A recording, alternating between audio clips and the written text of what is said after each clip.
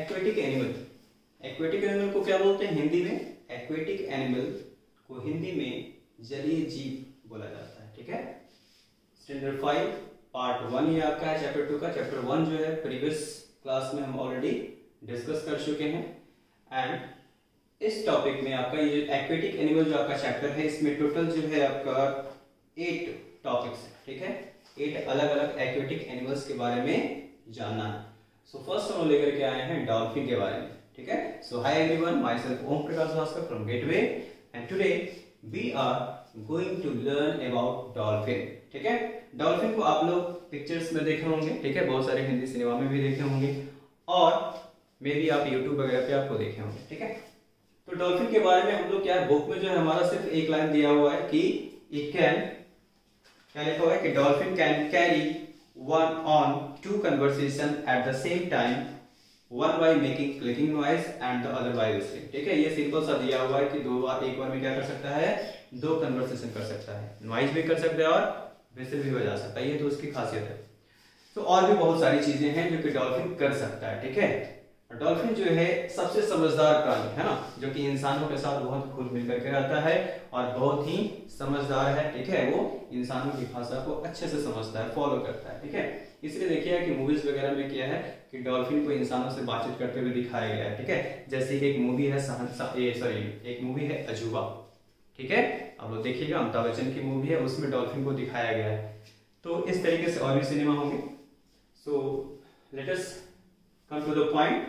Dolphin क्या लिखा हुआ है, in scientific language male dolphin calls a bull.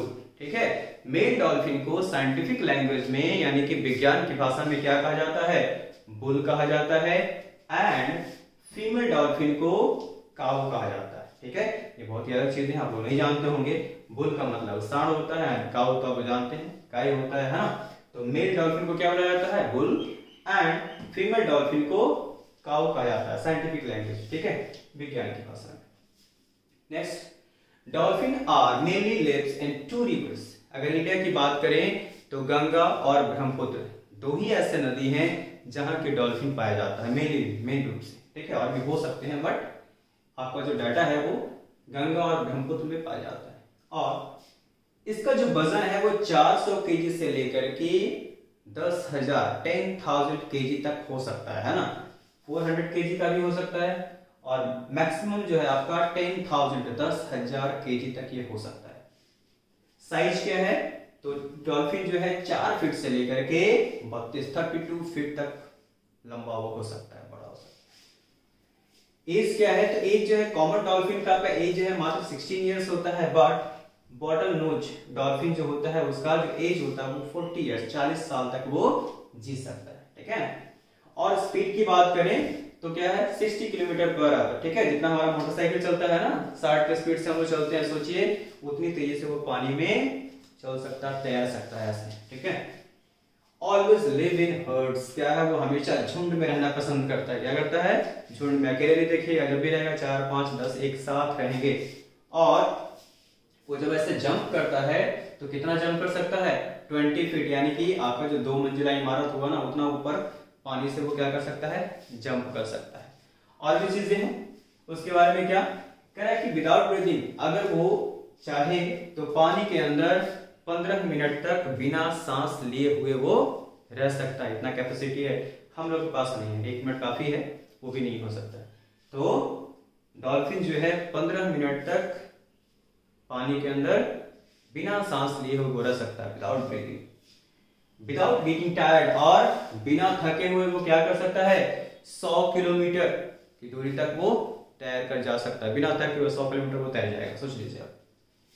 It can do conversation in almost 600 types of sounds, और 600 अलग अलग वो आवाजें निकाल सकता है। सोचिए कि कितना करामाती होता है डॉल्फिन। ठीक है, 600 अलग अलग आवाज आपको क्या कर सकता है, निकाल सकता है। और भी हम कुछ डाटा गैदर किए हैं जिसमें क्या लिखा हुआ है। और आपको डू यू नो कि डॉल्फिन जो है जब वो सोता है तो एक आंख ऐसा ना, एक ही आंख बंद करता है, दूसरा आंख खुला रखता है। ठीक है, एक आंख को वो खोल करके सोता है और एक आंख उसका बंद रहता है। ठीक है, now and do you know कि डॉल्फिन जो है इसका 40 40 प्रजाति होता है, ठीक है, कितना 40, जिसमें कि 36 जो है वो ओशियन में और 4 जो है वो रिवर में, है ना, यानी कि 40 टोटल होता है प्रजाति अलग अलग, उसमें से 36 आपका ओशियन में समुद्र में आपका होता है, बट आपका जो है 4 जो है रिवर में नदी में पाया जाता है, ठीक है ना। एंड और भी चीजें हैं, फॉर एग्जाम्पल,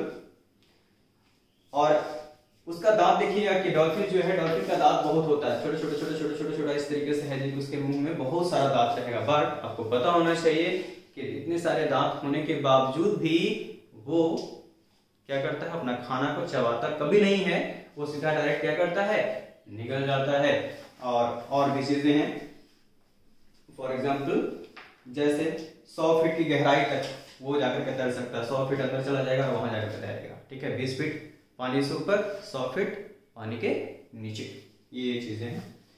तो ये सबको ध्यान में रखते हुए, ठीक है, ये सबको ध्यान में रखते हुए क्या है कि क्योंकि ये समझदार होता है, इंसानों की बातों को मानता है, तो गवर्नमेंट ऑफ इंडिया जो है 2009 में लिखा हुआ है कि in 2009 Indian government announce dolphin of Ganga river as national aquatic organism of India, ठीक है। तो 2009 में इंडियन गवर्नमेंट के द्वारा, भारत सरकार के द्वारा डॉल्फिन ऑफ गंगा रिवर, ठीक है। अब देखिए इंडिया में जो है गंगा और ब्रह्मपुत्र दोनों में डॉल्फिन पाया जाता है, लेकिन जो डॉल्फिन गंगा रिवर में पाया जाता है उसको नेशनल एक्वेटिक ऑर्गेनिज्म माना गया है, उसको बना दिया गया, ठीक है। नेशनल सिंबल में आपका डॉल्फिन भी आएगा, तो पूछेगा आपसे कि नेशनल एक्वेटिक ऑर्गेनिज्म क्या है इंडिया का, तो आप क्या बोलोगे कि डॉल्फिन ऑफ गंगा रिवर, सिर्फ डॉल्फिन नहीं बोलना है, सिर्फ डॉल्फिन अगर आप बोलोगे तो रॉन्ग हो जाएगा, बोलना है डॉल्फिन ऑफ गंगा रिवर, ठीक है। सो आई थिंक कि आप लोगों को ये मजा आया होगा, क्योंकि बुक में तो सिर्फ एक ही पॉइंट दिया हुआ है, इतना सारा पॉइंट है। आप क्या करोगे, वीडियो को पॉज कर करके और एक कॉपी बनाओगे, चैप्टर 1 ऑलरेडी हम पढ़ा चुके हैं, ये चैप्टर 2 है, इसी का पार्ट 1 है, अभी इसमें बहुत सारा पार्ट बनेगा, क्योंकि अलग अलग टॉपिक्स है, उसको क्लियर करना होगा। तो बुक में आपका सिर्फ एक ही पॉइंट दिया हुआ है, तो आप तो बाकी और जान नहीं पाओगे, तो वो हम आपको बताएंगे, ठीक है। तो आपका काम है कॉपी निकालना, ठीक है, और एक एक पॉइंट को उसमें नोट करना है, क्योंकि जब भी एग्जाम होगा कभी भी, तो आपको यहाँ जो बताया जा रहा है इससे पूछा जाएगा, ना कि आपके बुक में जो एक पॉइंट है उससे कभी नहीं पूछा जाएगा, ठीक है। यहाँ जो भी चीज हम बता रहे हैं इसी से क्वेश्चंस रहेंगे, कोई भी पॉइंट से पूछा जा सकता है, कुछ भी, एनीथिंग जो आपको बताया गया है, ठीक है। So that's all for today's class, thank you and have a nice day.